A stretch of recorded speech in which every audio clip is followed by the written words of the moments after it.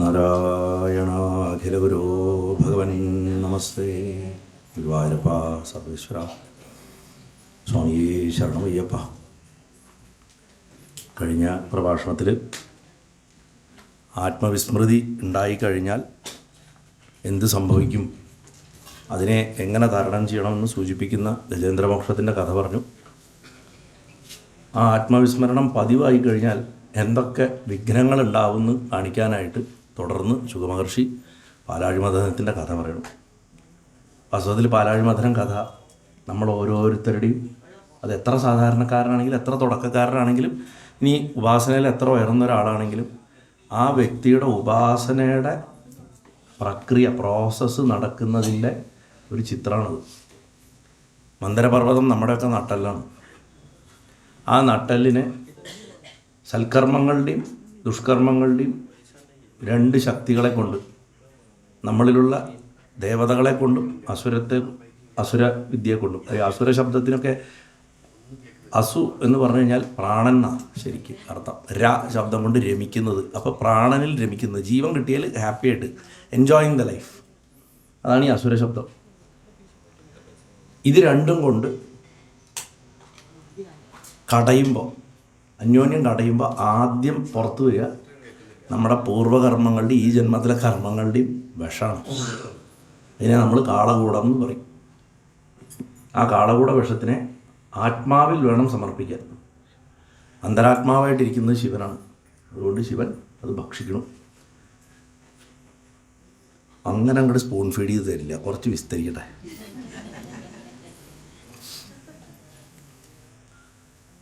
ഗജഗ്രാഹങ്ങളുടെയൊക്കെ കഥ പറഞ്ഞതിന് ശേഷം രണ്ട് മന്വന്തരങ്ങളെക്കുറിച്ച് പറയണം. രൈവത മന്വന്തരവും ചാക്ഷുഷ മന്വന്തരവും. രണ്ടിലും ഭഗവാന്റേതായിട്ടുള്ള കുറച്ച് കഥകളൊക്കെ വരുന്നുണ്ട്.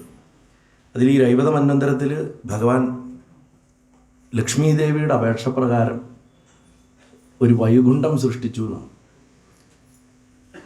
അതിൻ്റെ അന്തരാർത്ഥത്തിലേക്കൊന്നും നമ്മളിപ്പോൾ പോകുന്നില്ല. പക്ഷെ എന്നാലും അങ്ങനെ ഒരു വൈകുണ്ഠ സൃഷ്ടി അപ്പം നടന്നു എന്ന് പറയുമ്പോൾ അതിനു മുമ്പ് വൈകുണ്ഠം ഉണ്ടായിരുന്നില്ലേ എന്നൊരു ചോദ്യം വരും. അത് വൈഷ്ണവ സമ്പ്രദായത്തിൽ 3 വൈകുണ്ഠങ്ങളുണ്ട് ശരിക്കും.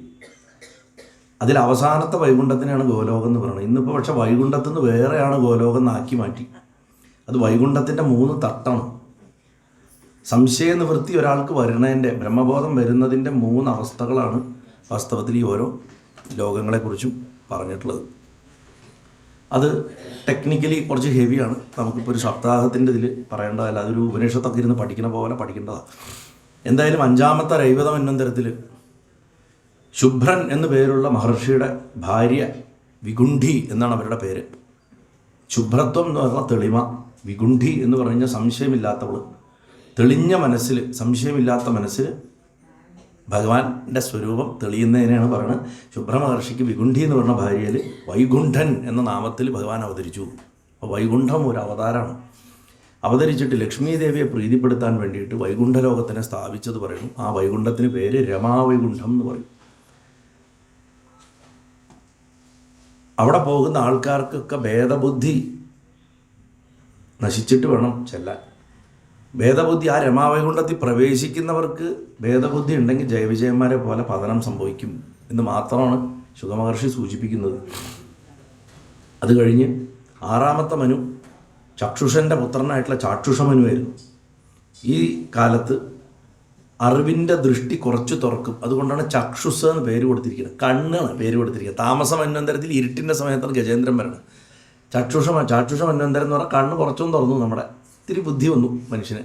അപ്പോൾ ഈ മന്വന്തരവും യുഗങ്ങളും ഒക്കെ നമ്മുടെ അകത്ത്, നമ്മുടെ സ്റ്റേറ്റ് ഓഫ് മൈൻഡുകളാണെന്ന് മനസ്സിലാക്കേണ്ടതുണ്ട്.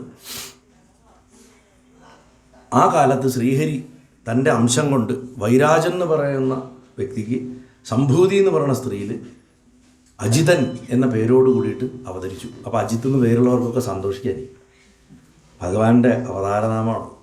ജയിക്കാൻ പറ്റാത്തവെന്നാണ് ആ വാക്കിൻ്റെ ശരിക്കർത്ഥം. ഈ അജിത ഭഗവാൻ ഒരു പ്രത്യേകതയുണ്ട്. അദ്ദേഹമാണ് പാലാഴി കടഞ്ഞത്. നമ്മൾ സാധാരണ അമർചിത്രകഥയിൽ മഹാവിഷ്ണു തന്നെ വന്നിട്ട് ദേവന്മാരെ സഹായിക്കാൻ തലപ്പത്ത് നിന്നിട്ട് കയറ് വലിക്കുന്നത് കാണിക്കും. അത് ശരിക്ക് നാരായണനല്ല, ഭഗവാന്റെ അംശാവതാരമായിട്ടുള്ള അജിതനാണ്. ആ അജിതനാണ് പാലാഴി കടഞ്ഞ് ദേവന്മാർക്ക് അമൃത് കൊടുത്തതും സമുദ്രത്തിൽ താണുപോകാൻ തുടങ്ങിയിട്ടുള്ള മന്ദരപർവ്വതത്തിനെ കൂർമ്മമായിട്ട് രൂപം പ്രാപിച്ച് താങ്ങി നിർത്തി. അവതാരത്തുനിന്ന് അവതാരമാണ് ശരിക്കും കൂർമ്മം. പക്ഷെ അജിതനെക്കുറിച്ച് അങ്ങനെ ഡിസ്കസ് ചെയ്യാറില്ല. നമ്മൾ കൂർമ്മത്തിന് പ്രാധാന്യം കൊടുക്കും. കൂർമ്മം ഇവിടെ ഉണ്ടാവും, നമ്മുടെ ഇവിടെ അന്ന് എടുത്തു മാറ്റിയില്ല ആ വിളക്ക്, ആ തട്ടുവിളക്ക് അതിലുണ്ടാവും.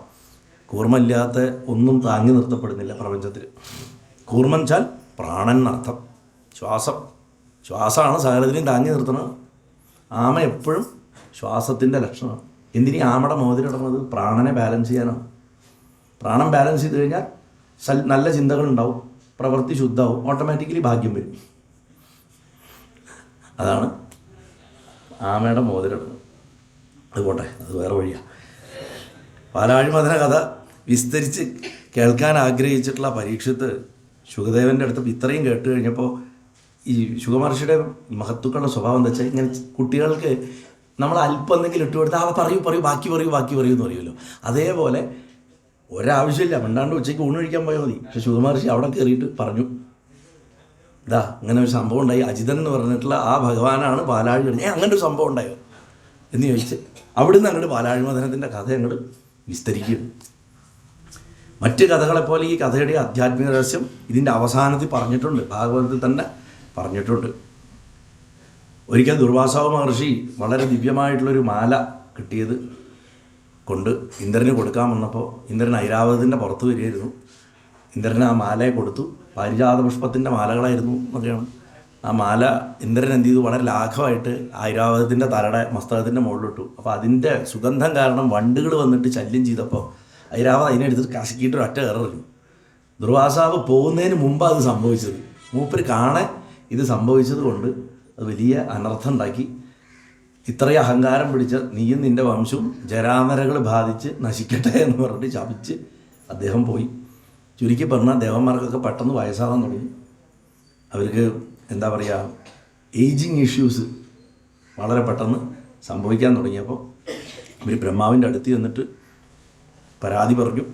ആ പരാതിയുടെ എന്താ പറയുക ഒരു പരിഹാരത്തിനായിട്ട് അവർ ഭഗവാന്റെ അടുത്തേക്ക് ചെല്ലണം, ഭഗവാനെ സ്തുതിക്കുന്നു. അതിലും കുറേ വേദത്തിൻ്റെ എന്താ പറയുക വേദജ്ഞാനം നിറഞ്ഞു നിൽക്കുന്ന ഒരു സ്തുതിയൊക്കെയാണ് അവർ ചെല്ലണം. ഈ പ്രശ്നം അതാണ്, മനുഷ്യൻ്റെ പ്രശ്നങ്ങൾ പോലെ തന്നെയാണ് ഈ ദേവന്മാരുടെ കഥകളിലൊക്കെ. അവർക്ക് അറിയാം, പക്ഷെ അവരതിനനുസരിച്ച് ജീവിക്കില്ല. സ്തുതിയിലൊക്കെ അവർ ഭഗവാനെ ബ്രഹ്മം എന്നൊക്കെ പറഞ്ഞിട്ട് സ്തുതിച്ചളയും. പക്ഷെ അവർക്കും ഭഗവാന്റെ സത്ത മനസ്സിലാക്കാൻ സാധിക്കുന്നില്ല. എന്താണെങ്കിലും വിസ്തരിച്ചിട്ടുള്ളൊരു സ്തുതിയുണ്ട്. ആ സ്തുതി കഴിയുമ്പോൾ 1000 സൂര്യന്മാരുദിച്ചുയർന്നതുപോലെ, എങ്ങനെയാണോ ഗീത പറഞ്ഞ ദിവിസൂര്യ സഹസ്രസ്യ ഭവേദ്യുഗപതുസ്ഥിത യതിവാ സദൃശീ സാസ്യ ഭാസസ്തസ്യ മഹാത്മന എന്ന് പറഞ്ഞിട്ട് ആ 1000 കണക്കിന് സൂര്യന്മാർ ഉദിച്ചുയർന്ന പോലെയാണ് വിശ്വരൂപം കണ്ടത്. അത് നമ്മുടെ കാലഘട്ടത്തിൽ ചെറുപ്പക്കാർ കുട്ടികൾക്ക് ഓപ്പൻഹൈമർ സിനിമ വന്നപ്പോഴേ അറിയുള്ളൂ. കാരണം സെർഗി ഓപ്പൻഹൈമർ ഡയറിയിൽ എഴുതി വെച്ചാണ്, അറ്റക്കാമ ഡെസേർട്ടിൽ ആദ്യത്തെ ആറ്റം ബോംബ് അദ്ദേഹം പരീക്ഷിച്ചപ്പോൾ അത് വെച്ചിരുന്ന സ്റ്റീൽ ടവർ ആവിയായി പോയി. സ്റ്റീലിൻ്റെ ടവർ ആവിയായി പോയി. അപ്പം ഉണ്ടായ വെളിച്ചത്തിനെ കണ്ടിട്ട് അദ്ദേഹം സാൻസ്ക്രിറ്റ് സ്കോളറും കൂടി ആയിരുന്നു, ജർമ്മൻ സയൻറ്റിസ്റ്റായിരുന്നു. കൂറുമാറിപ്പോയത് അപ്പുറത്ത്, ഹിറ്റ്ലറെ പേടിച്ചിട്ട്. ജൂതനായിരുന്നുകൊണ്ട് അദ്ദേഹം ഡയറിയിൽ എഴുതി വെച്ചു, ദിവിസൂര്യ സഹസ്രസ്യ. ഒരു ആറ്റം ബോംബ് പൊട്ടുമ്പോൾ പുള്ളിക്ക് ഓർമ്മ വന്ന ശ്ലോകം അതാണ്, അതിൻ്റെ പ്രകാശത്തിൻ്റെ ശക്തി കണ്ടിട്ട്. അപ്പോൾ അതിനേക്കാളൊക്കെ എത്രയോ കോടി മടങ്ങ് പ്രകാശമുള്ള രൂപമാണ് ഭഗവാന്റെ. അപ്പോൾ ഭഗവാനെ അങ്ങനെ കണ്ടു കഴിഞ്ഞപ്പോൾ ബ്രഹ്മാവ് വീണ്ടും സ്തുതിച്ചു ഭഗവാനെ. അജാത ജന്മസ്ഥിതി സംയമായ ഗുണായ നിർവാണ സുധാർണവായ എന്ന് പറഞ്ഞിട്ട് ബ്രഹ്മാവിൻ്റെ സ്തുതിൻ്റെ. ആർക്കാണോ ജന്മം, സ്ഥിതി, പ്രളയം ഇതൊന്നും ഉണ്ടാവാത്തത്, ജനിക്കാത്ത, ജീവിക്കാത്ത, മരിക്കാത്ത എന്നൊക്കെ പറയില്ലേ, അങ്ങനത്തെ ആ നിർഗുണനും മോക്ഷമാകണ ആനന്ദത്തിൻ്റെ സമുദ്രം, സാന്ദ്രാനന്ദാവബോധാത്മകമായിട്ടുള്ള ആ അണുവിലും അണുവും ഇനി ഡിവൈഡ് ചെയ്യാൻ പറ്റില്ല എന്ന ലെവലിലേക്ക് ഡിവൈഡ് ചെയ്തിട്ട് അവസാനം ഇനി ഡിവൈഡ് ചെയ്യാൻ പറ്റില്ല എന്ന് പറഞ്ഞിട്ട് ആരിൽ ചെന്ന് നിൽക്കുന്നോ ആ പ്രഭുവിന് വീണ്ടും വീണ്ടും നമസ്കാരം എന്ന് പറഞ്ഞിട്ട് നമസ്കരിക്കും. എന്നിട്ടാണ് ഇവർ ഈ എന്താ പറയുക ഉപനിഷത്തുക്കളുടെയൊക്കെ സാരമായിട്ടുള്ള അനവധി വരികളൊക്കെ പിന്നെയും വരുന്നുണ്ട്. ഛാന്തോഗ്യോപനിഷത്തിൻ്റെയൊക്കെ ആശയങ്ങൾ ഈ ഭാഗത്ത് ഭാഗവതകാരം പകർത്തി വെച്ചിട്ടുണ്ട്. കുടവും മണ്ണും തമ്മിലുള്ള ദൃഷ്ടാന്തം, അതായത് മണ്ണ് കോമൺ ആണ്, പക്ഷെ ആ മണ്ണ് കൊണ്ട് കുടം ഉണ്ടാക്കാം, വേറെ പല സാധനങ്ങൾ ഉണ്ടാക്കാം, അല്ലേ? സ്വർണം കൊണ്ട് എന്തൊക്കെ വസ്തുക്കൾ ഉണ്ടാക്കാം. അതുപോലെ ഭഗവാൻ സ്വർണ്ണമാണ്, സ്വർണം കൊണ്ട് എങ്ങനെയൊക്കെയാണ് വ്യത്യസ്ത ആഭരണങ്ങൾ ഉണ്ടാവണം, അതുമാതിരി ഈ പ്രപഞ്ചത്തിൽ അനവധി രൂപങ്ങൾ ഉണ്ടായിരിക്കണം എന്നൊക്കെ പറഞ്ഞിട്ടുള്ള ഛാന്തോഗ്യോപനിഷത്തിലെ ആശയത്തിനെ അവിടെ കൊണ്ടുവരുന്നു. അങ്ങനെ ഇതെല്ലാം പറഞ്ഞു കഴിയുമ്പോൾ ഭഗവാൻ സംസാരിക്കാൻ തുടങ്ങും. ഭഗവാൻ പറയും, ഭഗവാനെ സംബന്ധിച്ചിടത്തോളം ശരിക്കും എന്താ, ഒരു നിമിഷം മതി ഇവരുടെ ജരാനരയൊക്കെ മാറ്റി കൊടുക്കാൻ. കൈയൊന്നൊടിച്ച അവരുടെ ജരാനരയൊക്കെ മാറ്റി കൊടുക്കുക. ഏത് ദുർവാസാവിൻ്റെ ശാപത്തിനെ വേണമെങ്കിലും അബ്സോർബ് ചെയ്യാം. പക്ഷേ മഹത്തുക്കൾ എപ്പോഴും മഹത്തുക്കളുടെ അഭിപ്രായത്തെ മാനിക്കും. ഭഗവാൻ പ്രത്യേകിച്ചും ഓർക്കണം, സനകാദികളോട് മാപ്പ് പറയാൻ ചെരുപ്പഴിച്ചു വെച്ച് നടന്നു വന്ന ആളാണ് ഭഗവാൻ. ഒരിക്കലും തൻ്റെ അധികാരത്തിൻ്റെ ശ്രേണിയെ താൻ തന്നെ സൃഷ്ടിച്ചിട്ടുള്ള ലോകത്തിലെ നിയമങ്ങളുടെ മുകളിൽ പ്രയോഗിക്കില്ല. ഭഗവാൻ ഒരു ദുരിതം അനുഭവിക്കണം ഒരു ശരീരത്തിൽ ഇല്ലെങ്കിൽ അദ്ദേഹം അനുഭവിക്കുമ്പോൾ ഭാര്യയെ ചതിച്ചു കൊന്നതിൻ്റെ ദുരിതം അദ്ദേഹത്തിന് വേണമെങ്കിൽ എനിക്കത് അനുഭവിക്കേണ്ട എന്ന് പറയാൻ പറ്റും. പക്ഷെ ഒരു ശരീരം സ്വീകരിച്ചപ്പോൾ ജരൻ്റെ അമ്പ് കൊണ്ടിട്ട് ശരീരം കളയാനുള്ള ആ ആർജവം അദ്ദേഹം കാണിച്ചു. അതാ കർമ്മത്തിൻ്റെ ഗതിയിൽ ഭഗവാൻ ശരീരം എടുത്താൽ പോലും ഇടപെടില്ല എന്ന് മനസ്സിലാക്കാനാണ്. അപ്പോൾ ഇദ്ദേഹം ഇവിടെ പറയുക, ദുർവാസാവിൻ്റെ ശാപത്തെ മാനിച്ചുകൊണ്ട്, ദുർവാസാവിൻ്റെ ശാപത്തെ റെസ്പെക്റ്റ് ചെയ്തുകൊണ്ടാണ് അതിൻ്റെ മാർഗം പറഞ്ഞു കൊടുക്കുന്നത്. ബ്രഹ്മദേവ മഹാദേവ രണ്ടുപേരോടും പറയുകയാണ്, ദേവഗണങ്ങളെ, നിങ്ങളുടെ നന്മയ്ക്ക് ഉള്ള മാർഗം ഞാൻ പറയാം. നിങ്ങൾ നല്ല കാലം വരുന്നത് വരെ ശത്രുക്കളോട് സന്ധി ചെയ്യുക. നിങ്ങൾക്കിപ്പോൾ മോശം കാലമാണ്. മോശം കാലത്ത് ഒരിക്കലും കൂടുതൽ ശത്രുക്കളെ വളർത്തരുത്. അവരോട് സന്ധി ചെയ്യണം. അവരോട് സന്ധി ചെയ്തിട്ട്, കാരണം അവർക്കാണ് ഇപ്പോൾ സമയത്തിൻ്റെ ആനുകൂല്യമുള്ളത്. ഗ്രഹബലം അവർക്കാണ്. അതുകൊണ്ട് നമുക്ക് ഗ്രഹബലം മോശമായിട്ടിരിക്കുന്ന കാലമായതുകൊണ്ട് നമ്മൾ അപ്പോൾ എന്തെങ്കിലും വലിയ കാര്യങ്ങൾ നമ്മൾ സാധിക്കേണ്ടി വരുമ്പോൾ, ജോയിൻറ്റ് പ്രോജക്റ്റുകൾ, വലിയ പ്രോജക്റ്റുകൾ ചെയ്യേണ്ടി വരുന്ന സമയത്ത് എതിർഭാഗത്തിൻ്റെ ഒപ്പം കൂടെ ചേർന്നിട്ട് ആ കാര്യം നടപ്പിലാക്കുന്നത് നല്ലതാണ്. ഇപ്പോൾ നമ്മൾ നോക്കുമ്പോൾ ഇന്ത്യയും പാകിസ്ഥാനും എന്ന് പറഞ്ഞാൽ ആജന്മ വൈരികൾ മാതിരിയാണ്. പക്ഷേ അറബിക്കടലിൽ ചില കോമൺ പ്രോജക്റ്റുകളൊക്കെ വരുമ്പോൾ, ഇപ്പോൾ ഓയിൽ എക്സ്പ്ലോറേഷനൊക്കെ വരുന്ന സമയത്ത് ചിലപ്പോൾ ജോയിൻറ്റ് എക്സസൈസൊക്കെ നടത്താറുണ്ട്. അതുപോലെ വലിയ പ്രോജക്റ്റുകൾക്ക് ചേരണോണ്ട് തെറ്റില്ല എന്ന് ഭഗവാൻ ഒരു എന്താ പറയുക, ഒരു സാമാന്യ നീതി ഇവരെ പറഞ്ഞ് മനസ്സിലാക്കി കൊടുക്കും. പിന്നെ എന്താണെന്ന് വെച്ച് കഴിഞ്ഞാൽ, ഭഗവാൻ പറയണതിന് ഇവർക്ക് എതിർവാക്ക് പറയാൻ പറ്റില്ല. മനസ്സിൽ ഇനി വേണ്ടാന്ന് വിചാരിച്ചാലും ഭഗവാനെ അനുസരിച്ചേ അവർക്ക് സാധിക്കുള്ളൂ. അപ്പോൾ അതിനൊരു വിദ്യ പറഞ്ഞു കൊടുക്കുകയാണ്.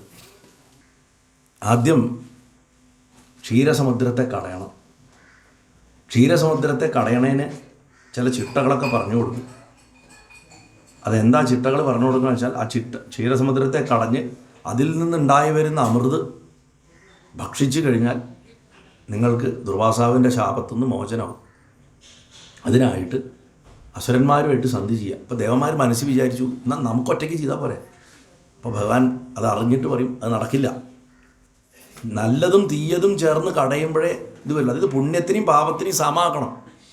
പുണ്യം മാത്രം ചെയ്തിട്ട് കഴിഞ്ഞാൽ വീണ്ടും ജന്മങ്ങളെ കിട്ടുക, മോക്ഷം കിട്ടില്ല. വീണ്ടും പുതിയ അപ്പർ ഗർഭപാത്രങ്ങളിൽ പോയിട്ട് ജനിക്കും. അതുകൊണ്ട് കാര്യമില്ല. അതുകൊണ്ട് ഭഗവാൻ അതിനൊരു ക്രമം പറഞ്ഞു കൊടുക്കും. ആദ്യം ക്ഷീരസമുദ്രത്തിൽ പുല്ല്, വനസ്പതി തുടങ്ങിയിട്ടുള്ള ഔഷധങ്ങളൊക്കെ ഇടണം. നമ്മൾ ഒരു ഇതൊക്കെ കുങ്കുമപ്പൂവൊക്കെ ഇട്ടിട്ട് പാലിൽ കുങ്കുമപ്പൂവൊക്കെ ഇടില്ലേ, അതുപോലെ അതിനെ ഒന്ന് ശുദ്ധമാക്കാൻ വേണ്ടിയിട്ടാണ്. ഇപ്പോൾ ശുദ്ധിക്രിയയാണ്. അതൊക്കെ വനസ്പതിയൊക്കെ ഇടുക. അതിനുശേഷം മന്ദരപർവ്വതത്തിനെ കൊണ്ടുവരിക, കടകോലാക്കിയിട്ട് ഇറക്കിയതിന് ശേഷം വാസുകിയെ കയറാക്കുക, സമുദ്രത്തെ മതിക്കുക. വാസുകി എന്ന് പറഞ്ഞാൽ സംസാരമാണ്. വളരെ ശ്രദ്ധിക്കണം. വാസുകി സംസാര ജീവിതമാണ്. അതിനെയാണ് ലീലയായിട്ട് കഴുത്തിലിട്ടിരിക്കുന്നത്. ഇത്രയും വിഷമുള്ള ഒരാളെയാണ് എടുത്തിട്ട് കഴുത്തിരിക്കുന്നത്. വാസുകിക്ക് 500 തലയാണ്. 500 800 തലയാണ്. ഭണാഷ്ടദശതശേഖരം ധൃതസുവർണ പുഞ്ചപ്രഭം എന്നും പറഞ്ഞിട്ടാണ് ആ ധ്യാനം. അത് നാഗമായതുകൊണ്ട് ഞാൻ മുഴുവൻ ചെല്ലുന്നില്ല. സർപ്പമായതുകൊണ്ട് അതിൻ്റെ രൂക്ഷത ഭയങ്കരമാണ്. 1000 ഭണം അനന്തനും 800 ഭണം വാസുകിക്കുമാണ്. അവർ ജ്യേഷ്ഠാനുജന്മാരാണ്. ഏറ്റവും മൂത്തത് അനന്തനാണ്, രണ്ടാമത്തെ ആളാണ് വാസുകി. ഒരാൾ നാഗങ്ങളുടെ രാജാവും ഒരാൾ സർപ്പങ്ങളുടെ രാജാവും. അപ്പം ആ വാസുകിയെ കയറായിട്ട് സമുദ്രത്തെ മതിക്കണം. അതിൻ്റെ പരിണാമം ഞാനിപ്പോൾ തന്നെ പറയാം. ദുർഗുണങ്ങൾക്ക്, അതായത് അസുരന്മാർക്ക് അതിൻ്റെ ഫലം എന്താ കിട്ടുക വെച്ചാൽ അവരാ എടുത്ത അധ്വാനം മാത്രമായിരിക്കുന്നു. അതായത് അവർക്കൊന്നും കിട്ടില്ല. അതിപ്പോഴേ പറയുകയാണ് ഭഗവാൻ. ആദ്യമേ അതിൻ്റെ ഔട്ട്കം പറഞ്ഞു കഴിഞ്ഞു. അർജുനോട് പറഞ്ഞല്ലോ, അർജുന നോക്ക്, നീ യുദ്ധം ചെയ്താൽ മതി, ഇവരെയൊക്കെ ഞാൻ കൊന്നു കഴിഞ്ഞു. പല്ലിൻ്റെ ഇടയിലൊക്കെ കോർത്ത് കിടക്കുന്ന കൗരവരെ കാണിച്ചു കൊടുക്കുന്നുണ്ട്. അതേപോലെ ആദ്യമേ ഔട്ട്കം പറഞ്ഞു. വളരെ സിമ്പിളായിട്ട് നമുക്ക് ചെയ്യാവുന്ന കാര്യങ്ങൾ ശാന്തമായിട്ട് നമുക്ക് ചെയ്തു കഴിഞ്ഞാൽ അത് വളരെ സിമ്പിളാവും. എന്നാൽ സിമ്പിളായിട്ടുള്ള കാര്യങ്ങൾ ക്രോധത്തോടെ ചെയ്തു കഴിഞ്ഞാൽ അത് കോംപ്ലിക്കേറ്റഡ് ആവും. അതുകൊണ്ട് ക്രോധത്തോടെ ചെയ്യരുത്, ശാന്തമായിട്ട് ചെയ്യണം. സമുദ്രത്തിൽ നിന്ന് വിഷം വരും, പേടിക്കരുത്. ഇതൊക്കെ ഭഗവാൻ ആദ്യം തന്നെ പറഞ്ഞു കൊടുക്കുന്നുണ്ട്. സാധാരണ ഇപ്പോൾ നമ്മൾ അമർചിത്രകഥയിലോ അല്ലെങ്കിൽ കഥ പറയുമ്പോഴോ വിഷം പൊട്ടുമ്പോൾ എല്ലാവരും ഞെട്ടണയിട്ടൊക്കെയാണ് കാണിക്കാറ്. അതൊന്നുമില്ല. ഭഗവാൻ ആദ്യം തന്നെ വരാവുന്ന എല്ലാ വരുംവരായകൾക്ക് മുഴുവൻ ദേവന്മാരെ പ്രിപ്പയർ ചെയ്തതിന് ശേഷമാണ് ഇതിലേക്ക് ഇറക്കി വിടുന്നത്. സംസാരത്തിൽ നമ്മൾ എല്ലാ കാര്യങ്ങൾക്കും എന്തിനെങ്കിലുമൊക്കെ എന്ത് കാര്യത്തിന് ഇറങ്ങി പുറപ്പെട്ടാലും വിഘ്നം ഉണ്ടാവും. തടസ്സമില്ലാത്തൊരു കാര്യമില്ല.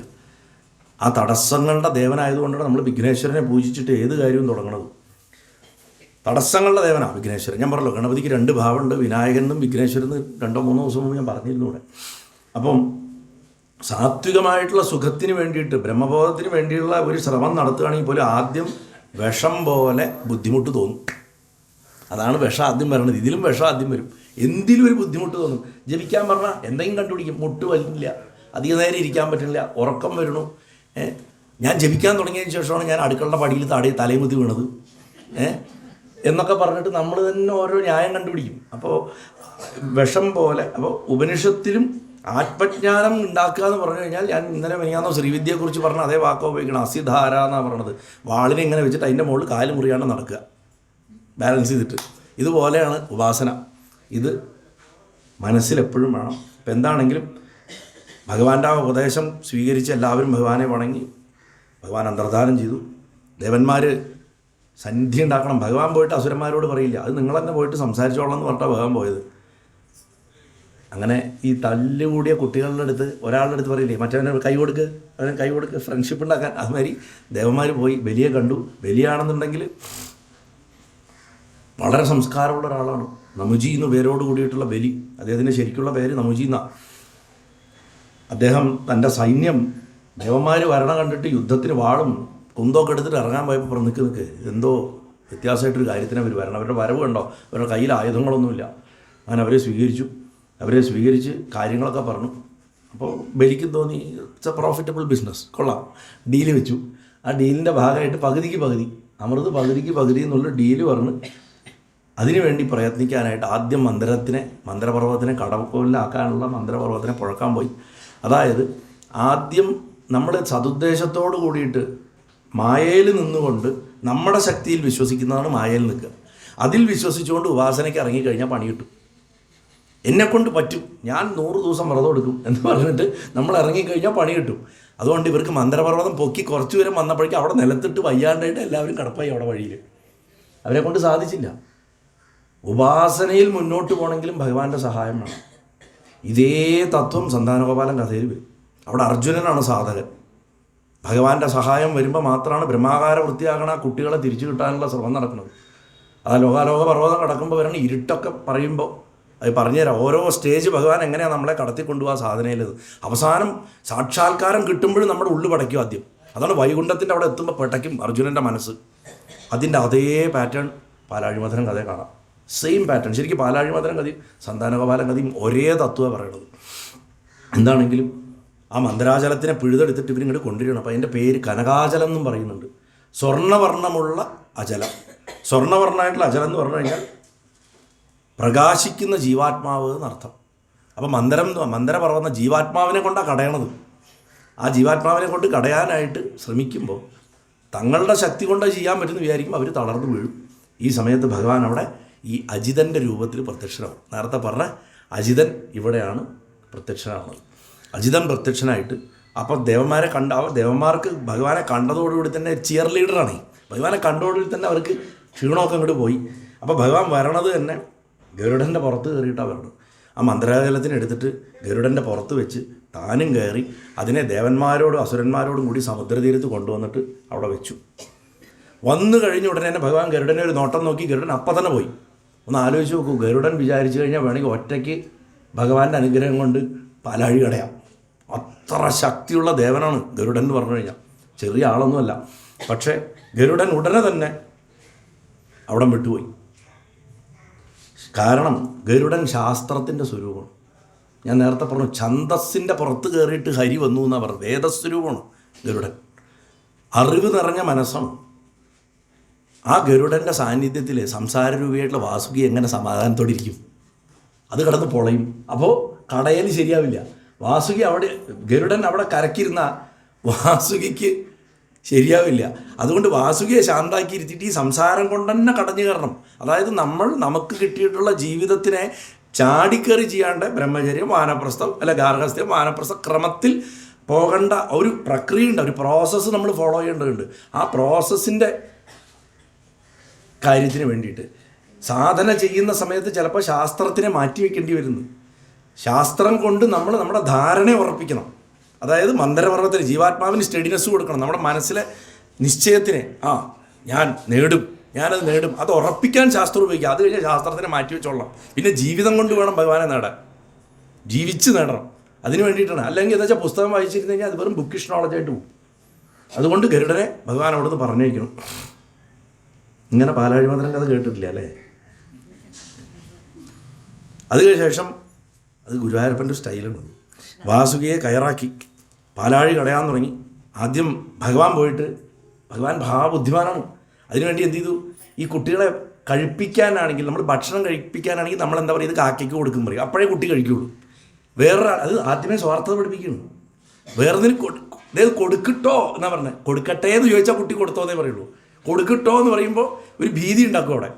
ഇങ്ങനെയാണ് നമ്മൾ കുട്ടികളെ സ്വാർത്ഥത പഠിപ്പിച്ചു തുടങ്ങുന്നത്. ഈ കാക്കയ്ക്ക് കൊടുക്കും പറഞ്ഞിട്ടാ. കാരണം കാക്കയ്ക്ക് കൊടുക്കാൻ യഥാർത്ഥത്തിൽ പഠിപ്പിച്ചാൽ ആ കുട്ടി ബ്രഹ്മജ്ഞാനിയാവും വൈകാണ്ട്. അത് പാടില്ല. നമുക്കതാണുള്ള ആവശ്യം. അപ്പോൾ ഇവിടെ വാസുകിയുടെ തലയ്ക്ക് പോയിട്ട് ഭഗവാൻ ഓടിപ്പോയിട്ട് വേഗം പോയിട്ട് അവിടെ പോയിട്ട് നിന്നു. അപ്പോൾ ദേവന്മാരൊക്കെ അവിടെ പോയി നിൽക്കേണ്ടപ്പോൾ അസുരന്മാർ മഹാവിഷ്ണു അവിടെ പോയി നിൽക്കുന്നുണ്ട്. അതുകൊണ്ട് അവിടെ എന്തോ സംഭവമുണ്ട്, അതുകൊണ്ട് നമുക്ക് തല അവിടെ പോയി നിൽക്കാം എന്ന് പറഞ്ഞിട്ട് ഇവർ പോയിട്ട് പറ്റ മാറി ഞങ്ങൾ നിൽക്കട്ടെ എന്ന് പറഞ്ഞു. അപ്പോൾ ദേവന്മാർ മാറാണ്ട് നിന്നപ്പോൾ ഭഗവാൻ പറഞ്ഞു നമുക്ക് മാറി കൊടുക്കാം, നമുക്ക് അപ്പുറത്ത് നിന്നാലും കുഴപ്പമില്ലല്ലോ പറഞ്ഞിട്ട് ഭഗവാൻ അപ്പുറത്ത് പോയിട്ട് പിടിച്ചു. അപ്പോൾ ദേവന്മാരൊക്കെ അവിടെ പോയി നിന്നു. ഭഗവാൻ അറിയാം വാസുകിയുടെ വായിൽ കൂടെ വിഷം വരികയത്. ഇവർക്കിട്ട് നേരത്തെ പണി കൊടുത്തതാണ്.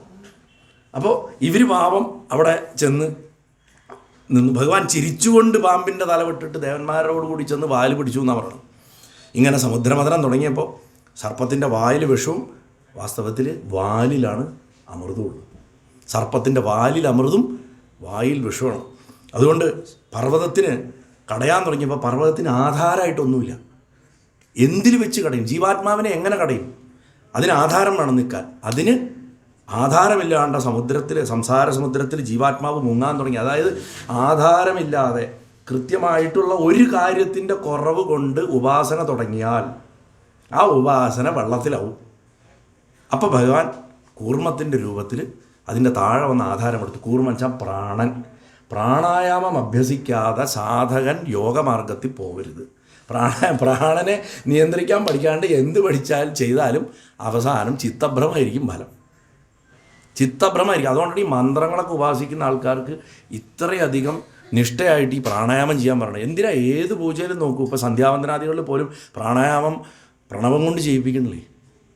പ്രാണനെ നിയന്ത്രിക്കുക, അതാണ് ഏറ്റവും പ്രധാനം. ആ പ്രാണൻ്റെ നാഥനാണ് ഗുരുവായൂരപ്പൻ. ഞാൻ എപ്പോഴും പറയാറുണ്ട്, ഗുരുവായ വായു, പ്രാണൻ ഓടുന്ന പുരം, നമ്മുടെ ശരീരം, അതിലിരിക്കണവൻ ഗുരുവായൂരപ്പൻ. അല്ലാണ്ട് ഗുരുവായൂരെന്ന് പറഞ്ഞ സ്ഥലത്തല്ല, ചാവക്കാട് ഫർക്കയിൽ ഇന്ന ഡിവിഷനിലിരിക്കുന്ന ആ സ്ഥലത്തിരിക്കുന്ന വിഗ്രഹമല്ല അത്. നമ്മുടെ ഉള്ളിലൊക്കെ ഇരിക്കുന്ന പ്രാണനെയാണ് ഗുരുവായൂരപ്പൻ എന്ന് പറഞ്ഞത്. അപ്പോൾ പർവ്വതത്തിന് ആധാരമൊന്നും കിട്ടാണ്ട് താഴാൻ തുടങ്ങിയപ്പോൾ ഭഗവാൻ കൂർമ്മത്തിൻ്റെ രൂപത്തിൽ അവിടെ അവതരിച്ച് പർവ്വതത്തിനെ താങ്ങി നിലയ്ക്ക് നിർത്തി. അതിൻ്റെ ആ മുതുകത്ത് ആ നല്ല ടെക്സ്ചറുണ്ട്, അതിൽ കിടന്ന് പർവ്വതം കറക്റ്റായിട്ട് കറങ്ങാൻ തുടങ്ങി. ആ കറങ്ങാൻ തുടങ്ങിയ സമയത്ത് മറ്റൊരു വിഷയം കൂടെ ഉണ്ട് അതിൽ. ഭഗവാൻ പർവ്വതത്തിനെ താങ്ങി എന്ന് പറയുമ്പോൾ ജീവാത്മാവിൻ്റെ അധിഷ്ഠാനം ബ്രഹ്മമാണെന്ന് മനസ്സിലാക്കാനാണ്. അധിഷ്ഠാനമായിട്ടുള്ള ബ്രഹ്മം വന്ന് താങ്ങി കൊടുക്കുമ്പോഴാണ് ജീവാത്മാവിന് പ്രയത്നിക്കാനുള്ള ശക്തി കിട്ടുക.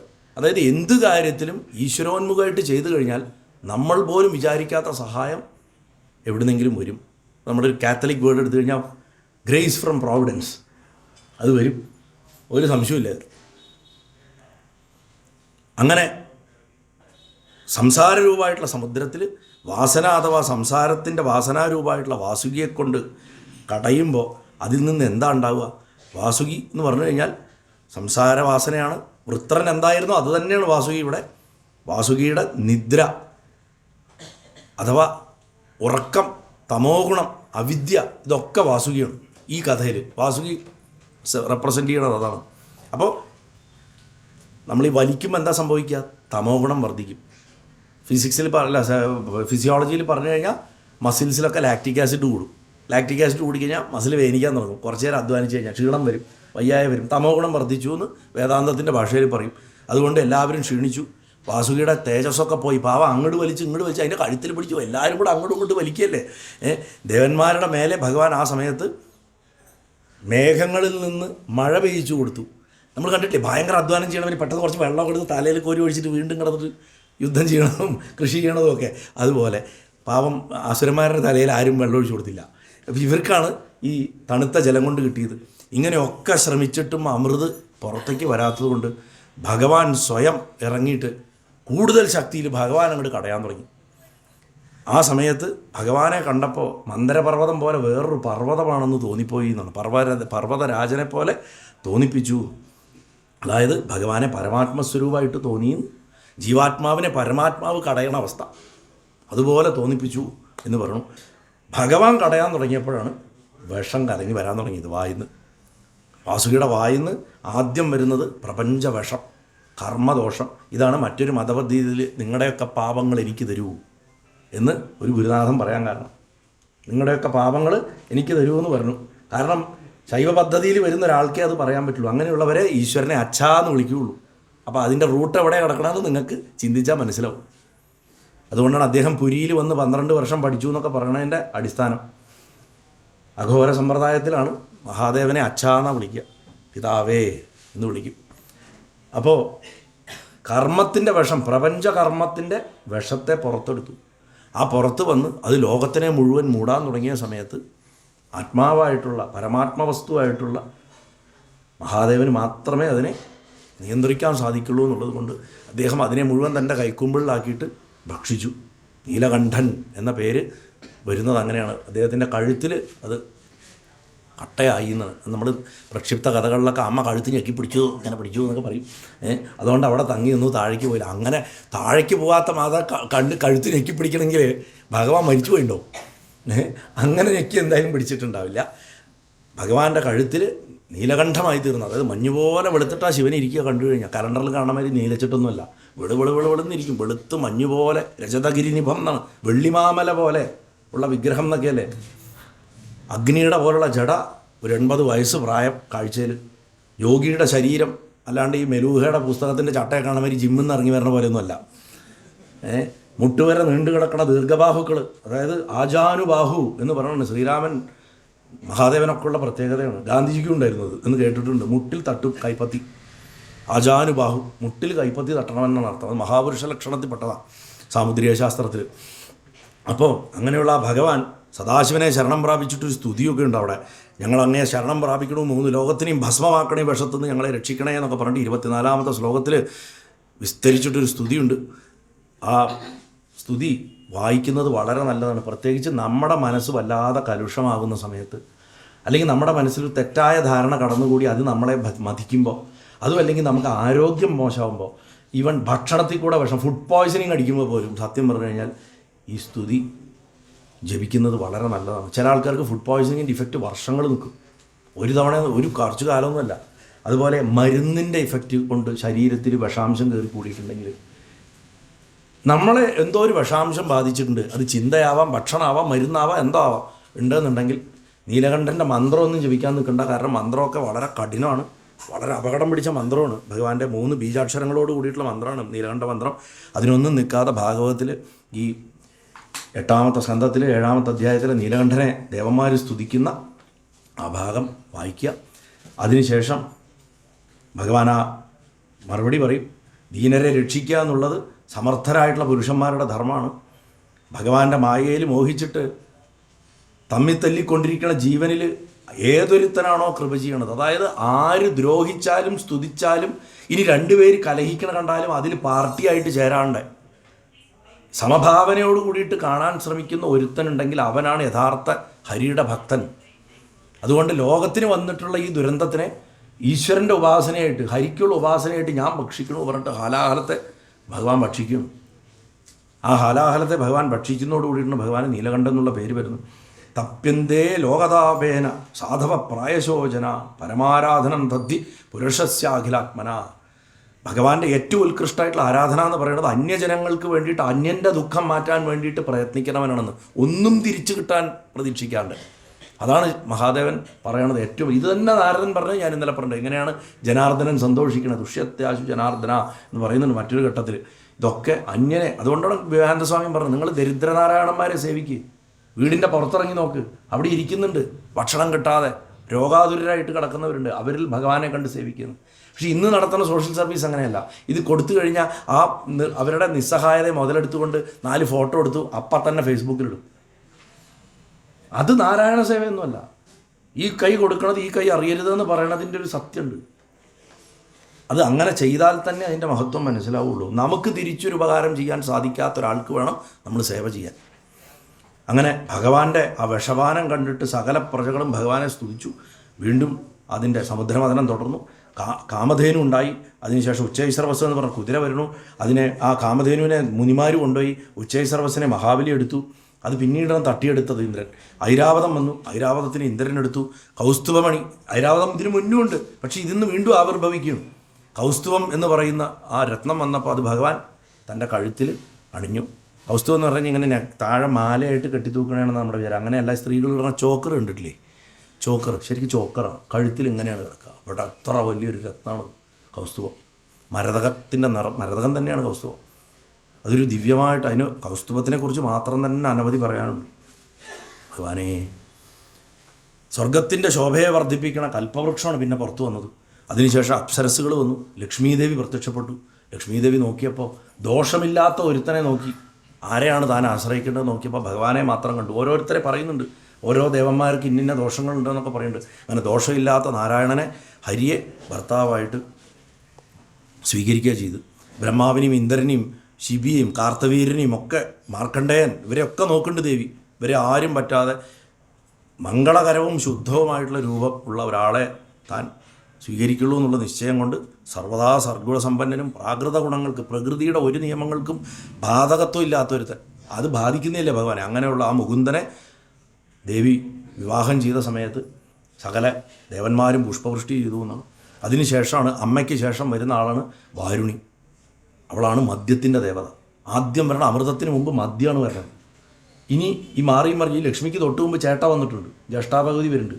അശ്രീകരം എന്ന് നമ്മൾ പറയുന്ന വാക്കിൽ ഈ ചേട്ടയെ അടിച്ച് പുറത്താക്കിയിട്ടാണ് ഈ ശിവോതി വയ്ക്കുന്നത് നമ്മുടെ നാട്ടിൽ. മലിന ശരീരത്തോടൊക്കെ കൂടിയിട്ടാണ് ഈ ജ്യേഷ്ഠ വരണത്. ജ്യേഷ്ഠയ്ക്ക് ഉപാസനയുണ്ട് കേട്ടോ, അതിനും മന്ത്രമൊക്കെ ഉണ്ട്. അതുകൊണ്ട് മന്ത്രമില്ലാത്ത ആളെന്ന് വിചാരിക്കരുത്. ചില സ്ഥലങ്ങളിൽ ലക്ഷ്മിയെ പൂജിക്കണമെങ്കിൽ ചേട്ടയെ പൂജിച്ചിട്ടേ ലക്ഷ്മിയെ പൂജിക്കാൻ പാടുള്ളൂ. ചില പദ്ധതികളിൽ അങ്ങനെയുണ്ട്.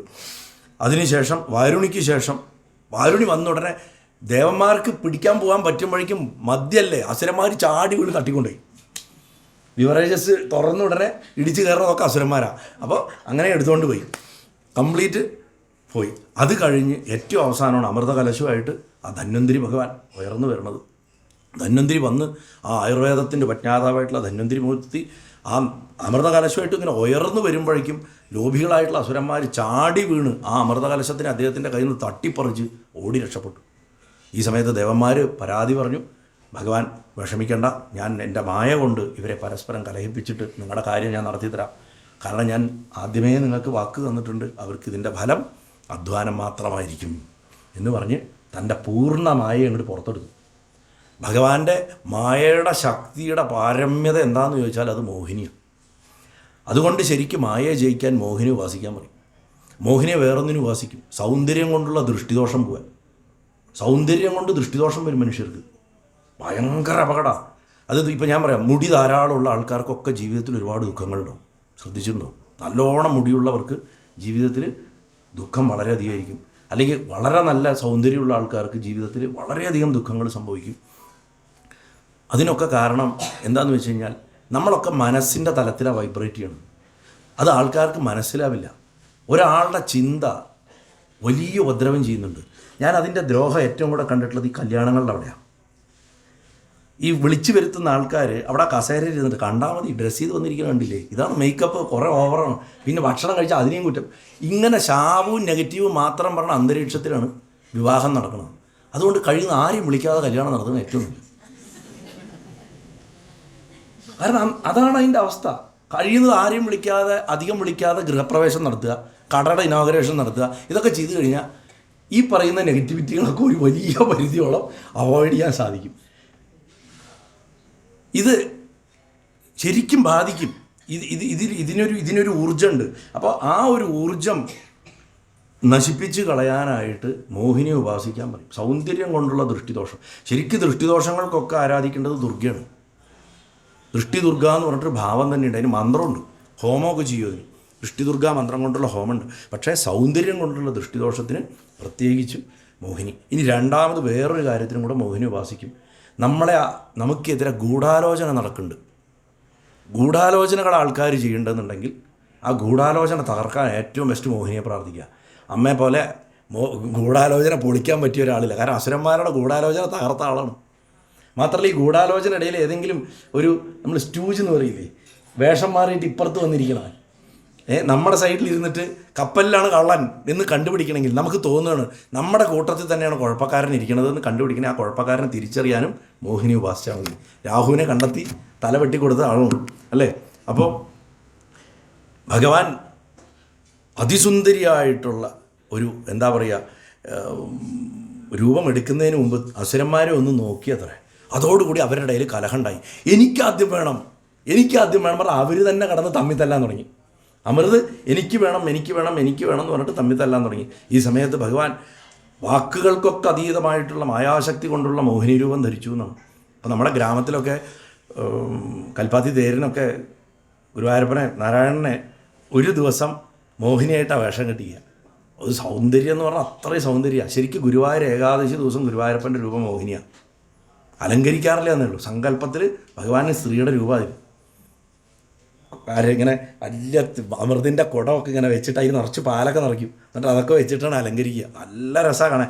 ദേഹത്തിനെ ഒന്ന് വളയ്ക്കും, ആ ശരീരത്തിൻ്റെ ആ ഒരു ഒഴുക്ക് കിട്ടാൻ വേണ്ടിയിട്ട്. ഈ ത്രിഭംഗി ലളിതാകൃതി എന്ന് പറയും. കൃഷ്ണന് 3 വളവാണ്. അതുപോലെ അത് വളച്ച് ഇങ്ങനെ വെക്കും. അങ്ങനെ പ്രാണൻ്റെ സ്വരൂപമായിട്ടുള്ള പ്രാണനിൽ രമിക്കുന്ന അസുരന്മാർ, അതാണ് അസുരൻ എന്ന പദത്തിനർത്ഥം. പ്രാണൻ്റെ സുഖത്തിൽ ഇഷ്ടമുള്ളവൻ എന്ന വാക്കിനർത്ഥം. സ്ത്രീയും പ്രാണൻ്റെ സ്വരൂപമാണ്. അതുകൊണ്ടാണ് സ്ത്രീ ഭർത്താവിനെ പ്രാണനാഥൻ എന്ന് വിളിക്കുന്നത്. ഈ കാരണം കൊണ്ടാണെന്നാണ്. അപ്പോൾ ഭഗവാൻ ഇവരെ മുഴുവൻ മയക്കി ഞാൻ നിങ്ങൾക്ക് വിളമ്പിത്തരാമല്ലോ എന്ന് പറഞ്ഞിട്ട് ആ കുടം എല്ലാം മേടിച്ച് അവരെടുത്ത് നിങ്ങളൊക്കെ വരിയായിട്ടിരിക്കൂ, ദേവന്മാരോട് വരിയായിട്ടിരിക്കൂ പറഞ്ഞിട്ട് ഈ അസുരന്മാരെ മുഴുവൻ നോട്ടം കൊണ്ട് മയക്കിയിട്ട് ഇങ്ങനെ നോക്കിക്കൊണ്ട് ഇവർക്ക് വിളമ്പി കൊടുക്കാൻ തുടങ്ങി. ദേവന്മാർ ഈ വരിയിലാണ്, അസുരന്മാർ ഈ വരിയില്ല. ഇവിടെ നോട്ടമാകണ അമൃതം കൊടുത്തു, ഇവിടെ ശരിക്കുള്ള അമൃതം വിളമ്പി കൊടുത്തു. അങ്ങനെ അവരെ മയക്കി കൊണ്ടുപോകുമ്പോൾ രാഹു മഹാബുദ്ധിമാനാണ്. രാഹു എപ്പോഴും എക്സ്ട്രാ എഫർട്ട് എടുക്കുന്ന ആളാണ്. രാഹുവിന് എപ്പോഴും ഒരു സ്ഥലത്ത് ഉറച്ചിരിക്കാൻ സാധിക്കില്ല. വൈൽഡായിട്ടുള്ള ഐഡിയാസുള്ള ആളായിരിക്കും. ജ്യോതിഷത്തിലും അങ്ങനെയാണ്. രാഹു പ്രസാദിച്ച് നിൽക്കുന്ന ഒരു വ്യക്തിക്ക് ഫാഷൻ സെൻസ് വളരെ അധികമായിരിക്കും. രാഹുവിന് ഗ്രഹങ്ങളിൽ കൊടുക്കുന്ന വസ്ത്രം കണ്ടിട്ടുണ്ടോ? കളറായിട്ടുള്ള പാറ്റേണുള്ള ഡ്രസ്സാണ് കൊടുക്കുക. നമ്മൾ ഹോമത്തിനൊക്കെ വെക്കുന്ന ഡ്രസ്സിൽ കണ്ടിട്ടുണ്ടോ? ബ്ലൗസ് പീസൊക്കെ അങ്ങനത്തെ എടുത്തിട്ടാണ് വയ്ക്കുക. രാഹുവാണ് വിദേശങ്ങളിലേക്ക് നമ്മളെ കൊണ്ടുപോകുന്നത്. സർപ്പഭൂമിയാണ് കേരളം എന്നുള്ളതുകൊണ്ടാണ് ഏറ്റവും കൂടുതൽ പേര് പ്രവാസികളായി പോയത്. ഞാനത് തത്വമയി ന്യൂസിൻ്റെ ഒരു ചാനലിൻ്റെ ഇൻ്റർവ്യൂവിൽ ഈ അടുത്ത കാലത്ത് വളരെ ഡീറ്റെയിൽഡായിട്ട് ഞാൻ പറഞ്ഞിരുന്നു. എന്തുകൊണ്ടാണ് കേരളത്തിൽ നിന്ന് ഇത്രയും ആൾക്കാർ നാട് വിട്ടു പോകാൻ കാരണം ഈ രാഹുവിൻ്റെ ശക്തിയാണ്. സർപ്പക്കാവുകൾ നശിപ്പിക്കപ്പെട്ടപ്പോൾ അൺലീഷായി പോയതാണ്.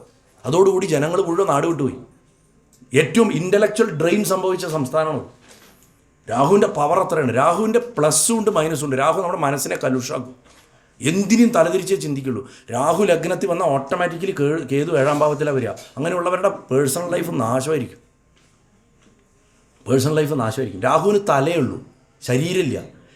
കഴിക്കാനേ അറിയുള്ളൂ. എനിക്ക് നിറഞ്ഞു മതി എന്ന് പറയാൻ അറിയില്ല. അത്യാഗ്രഹ. കേതുവിനാണെങ്കിൽ കഴിക്കാൻ തലയില്ല, വയറേ ഉള്ളൂ, ഒന്നും വേണ്ട. അപ്പോൾ കേതു ഇരിക്കുന്ന സ്ഥലം മടുപ്പുമായിരിക്കും, രാഹു ഇരിക്കുന്ന സ്ഥലം അത്യാഗ്രഹമായിരിക്കും. അതിൻ്റെ പ്ലസ് എന്താണെന്ന് വെച്ചാൽ out of the box ideas വരും. രാഹുവിൻ്റെ ഗ്രേറ്റ്നെസ്സാണ്. ക്രിയേറ്റിവിറ്റി ഭയങ്കരമായിരിക്കും രാഹു കത്തി നിൽക്കുന്ന സമയത്ത്. നമുക്ക് ഒരിക്കലും ഞാൻ ഇങ്ങനത്തെ ഐഡിയകൾ എനിക്ക് എവിടെ നിന്ന് വരണമെന്ന് തോന്നിപ്പോവും. അത്തരം ഐഡിയാസ് ഉണ്ടാക്കി തരും രാഹു. ഔട്ട്ലാൻഡിഷ് ഐഡിയാസ്. ഇവിടെ രാഹുവിന് അതാണ്ടത്. ഞാൻ വേഷം മാറി അപ്പുറത്ത് പോയിരുന്ന സംഭവം പിടികിട്ടി, ഇത് വിഷ്ണുവിൻ്റെ കളിയാണെന്ന്. ഇനി കൂട്ടുകാരെയൊക്കെ വിളിച്ചത് കൊളാവുള്ളൂ, ഞാനെങ്കിലും കഴിക്കാം എന്ന് പറഞ്ഞിട്ട് ആ സിംഹികയുടെ പുത്രനായിട്ടുള്ള സിംഹികൻ എന്നാണ് അദ്ദേഹത്തിൻ്റെ പേര്. അദ്ദേഹം രൂപം മാറി ദേവന്മാരുടെ ഇടയിൽ ചെന്നിരുന്നപ്പോൾ ആർക്കാണ് രാഹു ബാധിച്ചാൽ, അതായത് ദുഷ്ചിന്ത കലർപ്പ് വന്നു കഴിഞ്ഞാൽ തിരിച്ചറിയാച്ചാൽ ശരീരത്തിൽ യോഗവിദ്യയിൽ ഇടാപിങ്കളയാകണ നാഡികളിൽ തിരിച്ചറിയും. സൂര്യൻ, ചന്ദ്രൻ അവരാണ് കാണുന്നത്. ഇതാ ഒരു പ്രശ്നം വന്നിട്ടുണ്ട്, അത് ഭഗവാന് കാണിച്ചു കൊടുത്തു. ഭഗവാൻ ഉടനെ തന്നെ ചക്രത്തെ അയച്ചിട്ട് അത് പടർത്തി. അപ്പോഴേക്കും അമൃത് ഇറങ്ങിയിരുന്നു, വായുടെ ഉള്ളിലേക്ക് ഇറങ്ങിയിട്ടുണ്ടായിരുന്നുകൊണ്ട് മരണം സംഭവിച്ചില്ല. രണ്ടുടലായി രാഹുകേതുക്കളായിട്ട് ചുറ്റിത്തിരിയാൻ ഗ്രഹപദവി കൊടുത്ത്, അതായത് ഛായാഗ്രഹങ്ങളെന്നാണ് പറയുക. അത് ചന്ദ്രൻ്റെ നോഡ്സാണ്, ചന്ദ്രൻ്റെ നോഡുകളെന്നാണ് പറയുക. ഛായാഗ്രഹങ്ങൾ പ്ലസ് മൈനസ് നോഡുകളാണ്. അങ്ങനെ രാഹു എന്ന് പറയുന്ന ആ ദൈത്യന് ഈ വിധത്തിൽ ഭഗവാൻ വലിയൊരു പദവി കൊടുത്ത് അനുഗ്രഹിക്കുക ശരിക്കും ചെയ്തത്. എന്നിട്ട് ആ കഥയുടെ സാരഭൂതമായിട്ടുള്ളൊരു ശ്ലോകം ശുകൻ പറയുന്നു. യദ്യുജ്യതേ അസുവസു കർമ്മ മനോപജോഭിർ ദഹാത്മജാദിഷു നിർവിസ്തദസത് പൃഥക്ത്വാത് തൈരേവ സദ്ഭവതി യത് ക്രിയതേ അപൃഥക്ത്വാത് സർവസ്യ തദ്ഭവതി മൂലനിഷേചനം യത്. 29ാമത്തെ ശ്ലോകം 9ാമത്തെ അധ്യായത്തിൽ. ഇതിലാണ് ശരിക്കും പാലാഴിമധനം കഥയുടെ അന്തസ്സത്ത എന്താണെന്ന് ശുകമഹർഷി പറയണത്. മനുഷ്യർ തങ്ങളുടെ പ്രാണൻ, ധനം, കർമ്മം, മനസ്സ്, വാണി തുടങ്ങിയതുകൊണ്ട് ശരീരത്തിനും മക്കൾക്കും എന്തൊക്കെ കാര്യങ്ങൾ ചെയ്യണോ അതിൽ ഭേദബുദ്ധി ഉണ്ട്. നമ്മൾ നമ്മുടെ മക്കൾക്ക് വേണ്ടിയിട്ടും ജീവിതത്തിൻ്റെ ഉയർച്ചയ്ക്ക് വേണ്ടി ചെയ്യണതിലൊക്കെ ഭേദബുദ്ധിയുണ്ട്. എൻ്റെ അവൻ്റെ ഒരേ അമ്മയുടെ ഗർഭപാത്രത്തിൽ ജനിക്കണ കൂടപ്പറപ്പുകൾ സ്വന്തം കുടുംബങ്ങളാകുമ്പോൾ തമ്മിൽ തന്നെ കണ്ടിട്ടില്ലേ? സ്വത്തിന് വേണ്ടിയിട്ട് ഒരേ ചോര, ഒരേ ജനിതക ഇൻഫർമേഷൻ, അത് അങ്ങനെ. അപ്പോൾ ആ ഭേദബുദ്ധി കൊണ്ടാണ്. അതുകൊണ്ട് അവർ ചെയ്യണ പരിശ്രമങ്ങളൊക്കെ വ്യർത്ഥമായി പോവും. പക്ഷെ പ്രാണാദികളെ കൊണ്ട് ഏതൊരു കാര്യം ഈശ്വരനെ കേന്ദ്രീകരിച്ച് ചെയ്യണോ അതിന് അഭേദഭാവം വരുന്നത് കൊണ്ട് അത് സഫലമാവുന്നു. പാലാഴിമധനം കഥ നോക്കൂ. ആദ്യം അവരവരുടെ ശ്രേയസ്സെന്ന് മാത്രം നോക്കി ചെയ്തു. അതുകൊണ്ട് എന്താ, പർവ്വതം ഉയർത്താൻ പറ്റിയില്ല. പിന്നെ പർവ്വതം ഉയർത്തിയപ്പോൾ എന്താ, അതിന് നില കിട്ടിയില്ല. അപ്പോൾ അവരെന്ത് ചെയ്തു? പ്രാണായാമം ചെയ്തു. എപ്പോഴും നമ്മൾ ഏത് കാര്യത്തിന് ഇറങ്ങി പുറപ്പെടുമ്പോഴും നമ്മുടെ ശ്വാസത്തിനെ ഒന്ന് ശ്രദ്ധിച്ച് ശ്വാസത്തിനെ സ്റ്റഡി ആക്കിയിട്ട് നമ്മളതിന് ഇറങ്ങി ചെന്ന് കഴിഞ്ഞാൽ നമുക്കതിന് വളരെ കോൺസെൻട്രേഷൻ കിട്ടും, ഇഫക്റ്റ് കൂടും. ഈ ശരനൂൽ ശാസ്ത്രം എന്ന് പറയും. ശരത്ത് നോക്കുക. ആ ശരം നോക്കുന്നത് ശിവനാണത്, ഭഗവാന്റെ ശാസ്ത്രമാണ്. നിങ്ങൾ ശ്രദ്ധിച്ചിട്ടുണ്ടാവും, ശ്രീശ്രീയുടെയൊക്കെ വീഡിയോസ് ശ്രദ്ധിച്ചാൽ, ശ്രീശ്രീ രവിശങ്കറിൻ്റെ അദ്ദേഹത്തിൻ്റെ വീഡിയോസ് ശ്രദ്ധിച്ചാൽ അദ്ദേഹം ഇടയ്ക്കിടയ്ക്ക് ഇങ്ങനെ ആക്കി നോക്കണതാണ്. പ്രാണൻ്റെ സഞ്ചാരം ശ്രദ്ധിച്ചുകൊണ്ടിരിക്കും അദ്ദേഹത്തിൻ്റെ വീഡിയോസിലേ കാണാൻ പറ്റുള്ളൂ. ഞാൻ സായിബാബയുടെ പണ്ടൊരിക്കൽ കണ്ടിട്ടുണ്ട്, അപൂർവമായിട്ട്. സത്സായിബാബയുടെ ഇങ്ങനെ നോക്കും. കാരണം ഈ രാവിലെ നമ്മൾ എണീക്കുമ്പോഴുള്ള ശ്വാസത്തിൻ്റെ ഗതിക്കനുസരിച്ച് ആ ദിവസത്തെ ശുഭാശുഭം വരെ പറയാമെന്നാണ് ശരനൂൽ ശാസ്ത്രം പറയുന്നത്. വളരെ വിശേഷമായിട്ടുള്ളൊരു ശാസ്ത്രം അത്, സത്യമാണ്. കാരണം പ്രാണനിലാണ് നമ്മുടെ സകലം നിൽക്കുന്നത്. നമ്മുടെ മൂഡ്സ്, നമ്മുടെ ഹോർമോണൽ ബാലൻസ് എല്ലാം അതിലാണ് നിൽക്കുന്നത്. അപ്പോൾ പ്രാണായാമം ചെയ്തിട്ട് ഭഗവാന് സമർപ്പിച്ച് ചെയ്താൽ സഫലമാവും എന്ന് പറയണു. മാത്രമല്ല, വൃക്ഷത്തിൻ്റെ ചോട്ടിൽ വെള്ളം ഒഴിച്ചാൽ ശാഖകൾക്ക് ഇലകൾക്കൊക്കെ എങ്ങനെയാണോ ഫലസിദ്ധി കിട്ടുന്നത്, അതുപോലെ ഭഗവാന് വേണ്ടിയിട്ട് ചെയ്തു കഴിഞ്ഞാൽ നമ്മുടെ സകല തലമുറകൾക്കും ശ്രേയസ് ഉണ്ടാകും. ഇതാണ് പാലാഴിമധനം കഥയെന്ന് പഠിക്കേണ്ടതെന്ന് പറഞ്ഞ് അവസാനിപ്പിക്കുന്നു. നാരായണാഖില ഗുരോ ഭഗവൻ നമസ്തേ. ഗുരുവായൂരപ്പ ശരണം. സ്വാമി ശരണമയ്യപ്പ.